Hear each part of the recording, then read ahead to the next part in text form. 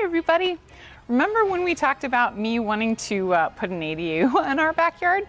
Well, COVID, we did it.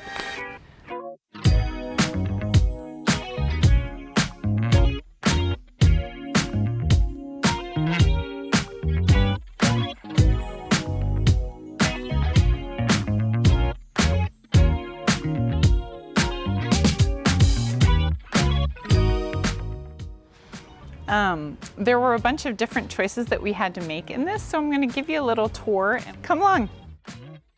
So part of the decision that we made was to make it small. It's barely 300-ish square feet. It's 22 feet by 14 feet. So each room is about 11 by 10. We have a little kitchenette with a beverage fridge. Those are some cool wall heaters. And then my favorite is the garage door. And let me show you how this works. There's a lot here.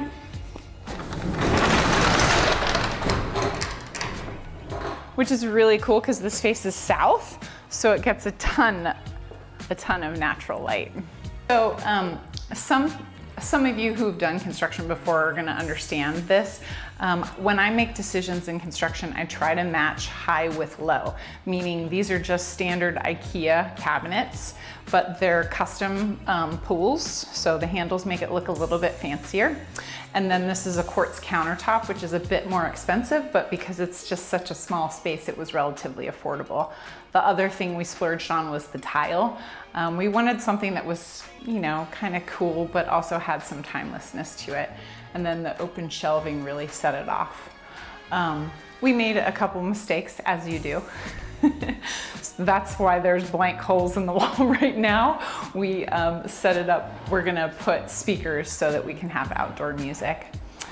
We also have a hot plate here. So technically you don't have to have a hood because technically there's no oven, which cuts down on costs and also cuts down on permitting costs.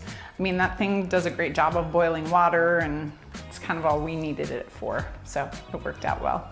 The flooring was just a flooring that came from the kit that we bought, which worked out nicely. And yeah, and then we did a custom garage door, which the garage door is glass, all glass, which is a bit of an upgrade too, but we wanted the light in the space.